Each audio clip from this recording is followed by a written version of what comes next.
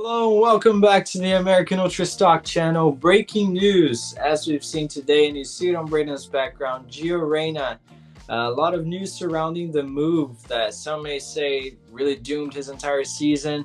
He went to Forest, as we know, didn't get much playing time, but now, Braden, we see on the news that apparently Dortmund and Wasserman, his old agents, were against this club right here, against this move to Forest. But Jorge Mendes, Nuno Espirito Santo, and Claudio Reyna were all in for it.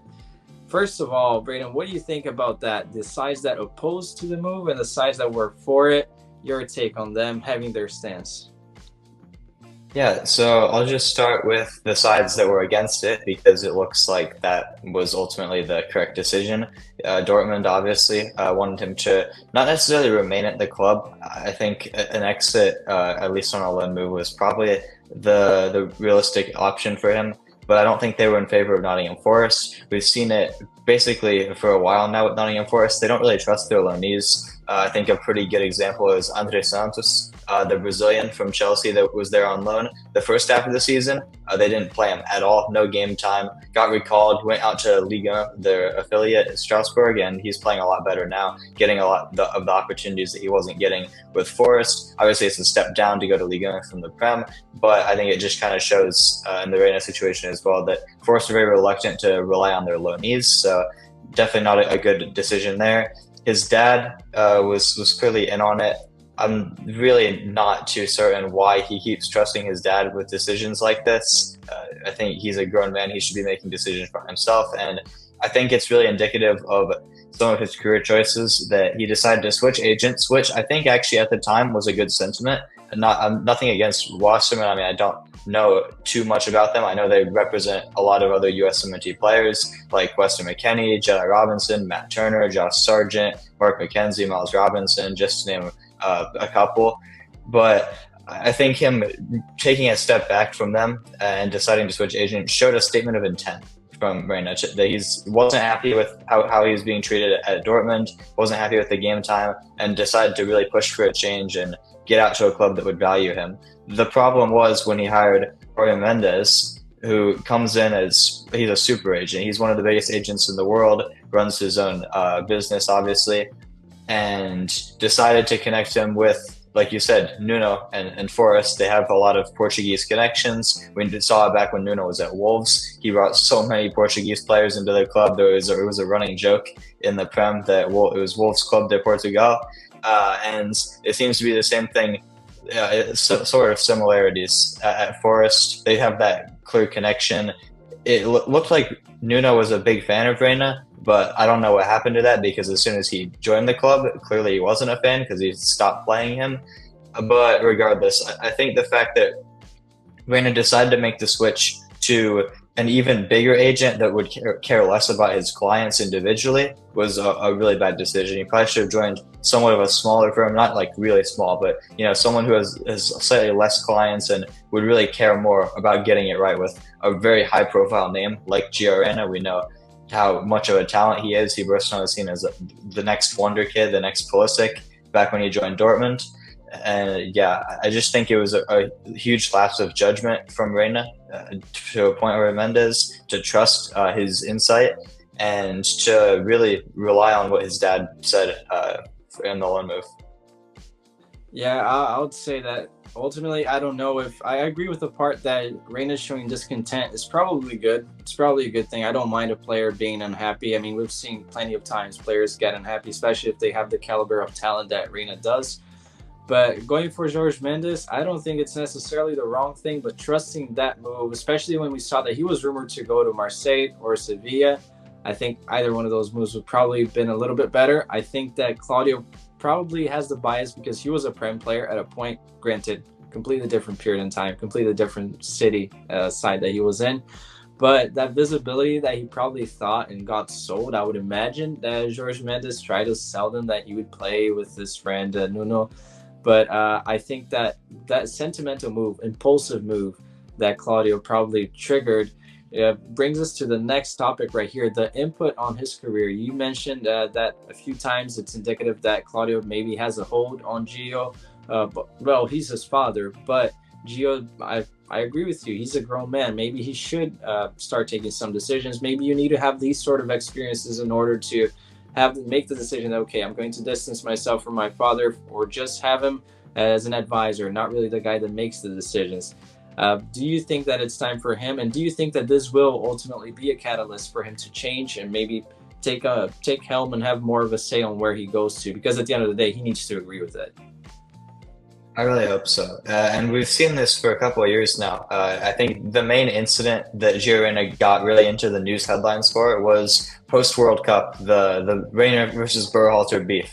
And all of that was started because of Claudio Reyna and Danielle, his mom, complained about his lack of play time. And was that justifiable? I think they had a pretty good argument. I mean, we know how talented Gio Reyna is. We see the difference when he's on the pitch versus off it for the USMNT. We're a completely different team with Reyna on the pitch. So much better, so much more fluid, so much more creative going forward. And I think they had a right to be unhappy about his play time at the World Cup. And so did the fans that had the same criticisms. They don't have the right to go out in public openly and resort to a personal level. I'm not defending what Greg did, obviously. I think Greg, what he did to his wife was despicable, and realistically, he should have been out of a job permanently because of that. But it kind of just seems a little weird to me that they waited until, what, 15, 20 years down the line until they weren't happy with how Gio was being treated. They could have just come out with that information when it happened. And then Berhalter probably never would have got hired to the Crew in the first place, or any of his other jobs, and we would be having a completely different conversation today. But I just think it's a little weird how controlling his parents have been, and I think it's understandable. I mean, as a former professional himself, Claudio wants the best for his son, and he's experienced in the business. He knows how being a professional footballer can be and some of the tough transfer decisions that you have to make.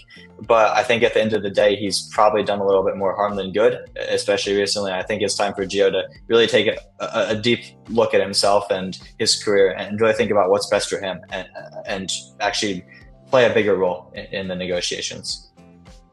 Absolutely. And just before we go, well, kind of tying into the next topic right here, now that we've mentioned his agent situation, where he ended up, we're not going to go deep into how his season panned out at Forest. We do have a video coming out at the end of the season where we review the players and how the transfers went. More detail on that later. But this is solely focusing on this talk about Gio transfers and what happened. So now that the summer's coming up, there are some rumors that Dortmund would like to send him out on loan again. I don't know if a permanent move is something that he should seek. If you had to say, Brandon, if you become his agent tomorrow, where would you try to persuade him to fit for? Well, always also being realistic with the clubs that can acquire him, because at this point, I think it is realistic to say he's going to have to take a step back. If you had the chance to direct where he's going to, where would you like to see him? If you want to mention a few clubs where you think he'd be a good fit.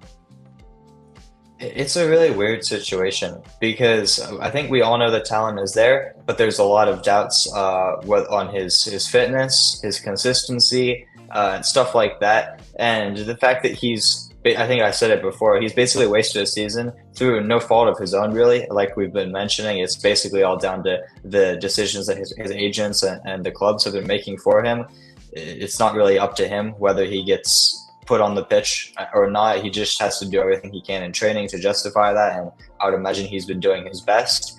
But there's still a possibility he could remain at Dortmund. Marco Reus will be leaving the club, and that's ultimately who Reyna fell behind in the pecking order at the 10 position. So he'll at least be moving up a little bit back to maybe the super sub role that he used to play, not the season before this one. And we know how effective he was off the bench. The goal contributions for minutes numbers were off the charts. If he could get back to that, even if he's not a regular starter for a club like Dortmund, we see they're in the Champions League final this year. It's a massive, massive club. So if he could get back to being one of their main substitutes, playing a crucial role for them off the bench, I actually wouldn't be too mad with that. Plus, it keeps his minutes a little bit down and decreases the chances of injury because he's not on the pitch for 90 minutes every week.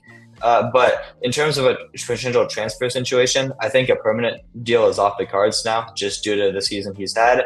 I think Copa America is going to be crucial for him because we saw it last summer with the Nations League. He came in, absolutely balled out. It was looking like maybe he'll get a better chance at Dortmund this year, and then he got injured. At the end of the summer, he got injured. That injury ended up keeping him out for a lot longer than what it originally looked like. He was out for several months, and it kind of hurt his rhythm. By the time he was back healthy, Dortmund had a set system in place, and he couldn't really break into the team, and the rest is history. So he needs to ball out in Copa America, like we all know he can. But most importantly, he needs to stay healthy. For the first time in his career, he needs to avoid injury and keep himself match fit for whatever club his ultimate destination will be. Because we've seen it with Dest even more recently as well. He got injured, and then PSV suddenly they were all set to pick up the permanent option to buy him, and now they're deciding not to try to get Barca down to a lower price, or maybe even sign him on a free once his contract ends up expiring in, I think, a year's time. So we see it, if players aren't healthy, then teams are going to be reluctant to sign them. And if Reyna isn't healthy going into this summer transfer window, then he's probably just going to end up staying at Dortmund for at least half the season, and it's going to be the same situation as this year. So he needs to remain fit and really look at all of his options closely. He's going to have a whole host of options like he did in January, like you said.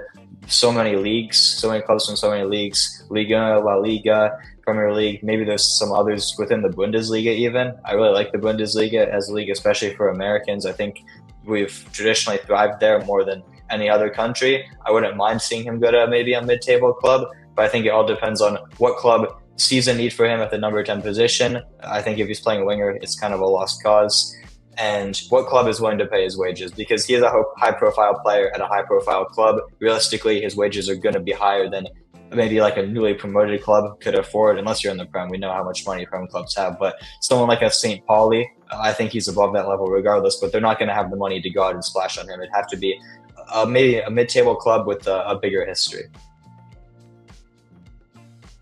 Yeah, and I mean, mentioning all those leagues, I would personally like to watch him in La Liga. I think that Bundesliga, I don't really, because Dortmund clearly values him, even though they sent him out on loan. They were at first reluctant to send him to Forest. Well, he did have good numbers for them last year. I think that now he'd be an option since Royce is leaving. I don't think they would necessarily like to strengthen any other clubs in the league. I don't think that the Prem, anyone would be impressed with what he did so far. Not because he didn't play badly, but nothing that set the world alight as well. It was just fine, which is no fault of his own, really. Didn't get many minutes, but nothing that would justify any investment, I think. I might be wrong, but taking that into consideration, I think it would be really La Liga or Serie A. But if he goes to either one of those leagues, I think it would be, in his mind, and definitely Claudio's, I don't know what they think where he's at, but it would be a huge step back. I think it would be a mid-table club, definitely a mid-table club. I think he'd be probably finding himself at a Monza type of club. I'm not saying Monza specifically, but I think it would be that much of a step back, really. I don't think that any club that has a huge following and is going to be competing at the top half of the table would necessarily look at Reyna just because of all the risk that's involved. Now, where would you like to see him on all those clubs if you had to pinpoint one or two or a league? Yeah, you mentioned Serie A, which I didn't really think about before, but the more I'm looking at it, I think Napoli makes perfect sense. It's a high-profile market. They'll be able to afford him in theory. We know Serie A have a lot of problems with the financial side of things, but they are a pretty big club. But won the Scudetto last season, but they've really fallen off. Ninth place currently. It's looking like they're going to miss out on Europe entirely, kind of like Juventus did last season, although that was due to a points deduction. They don't really have a true number 10. They have to adjust the system a little bit, which would take some adjustment, but after such a bad season, maybe a new manager will come in, who knows. And I think they definitely need to switch something up. They have the weapons. If Osimhen stays, there's going to be a lot of interest in him, obviously. But if he stays, and Kvaratskhelia as well, they have two very, very good, almost world-class attackers that Reyna can help set up. I think he'd really thrive in a system if he was given the opportunity to play in a free role as a number 10, just behind Osimhen, behind Kvaratskhelia, behind Politano. Players like this, I think with them, and if Di Lorenzo can emerge to the form that he was in last season as one of the best fullbacks in the world when they won the Serie A, I think really that Napoli team could be very dangerous. That's interesting. I like Napoli. I'm not a fan or anything, but I've always watched them. Originally, my family, that's where they're from, Nola, around there. I don't know. I think it could be either really good or really bad, because the Napoli fans can be very brutal too, and they don't have the best medical staff too. That's been a complaint from Spalletti, Rudy Garcia, everyone. So I don't know, but maybe that is a good move. I think on paper it would definitely help both sides. Not much to lose really for Napoli too. It's going to be a rebuild. But anything else that you want to add on the Reyna situation? I'm just really, really hoping he shows out in the Copa America because this is really his opportunity. I think we've said it about a decent amount of US 17 players over the season, but this summer is really key for not only Gio, but the whole roster and even the players in the Olympics too. This summer is going to be paramount for a lot of them when deciding their future. There's a lot that are going to be in rumors for potential transfers, loan deals, moves abroad to Europe for some of the younger guys. And I think this summer is going to be absolutely paramount for him. If he has a good year, or at least a good tournament, sorry, I think he's going to be able to get a better move. But maybe if he struggles, if we barely go out or crash out in the quarterfinals or something, and he doesn't play a good role, then who knows? Yeah, and that brings us to the question to bring to you guys, the viewers. Where do you think that Gio would fit? Mention clubs that you think realistic or unrealistic, and also put down below if you'd like as well. What do you think his ceiling is right now? Because there was a lot of talk about him being potentially world class. I think that the talent is there, but looking at his age, he's still so young. But with all these injuries, where do you see his career going? And yeah, let us know in the comment below if you thought this loan move can be sort of a McKinney situation where it's time for him to wake up, not only playing wise, if he needs to review something in his training habits, but also his agent, even his parents' input. Definitely a lot going on for Gio. Let's hope for the best. And I'm happy that he's fit. He should be fit and represent us in Copa America with the best that he can. I think he'll be vital for our campaign. So thank you for watching. Make sure to leave a like, subscribe, and share with your friends. We'll see you next time.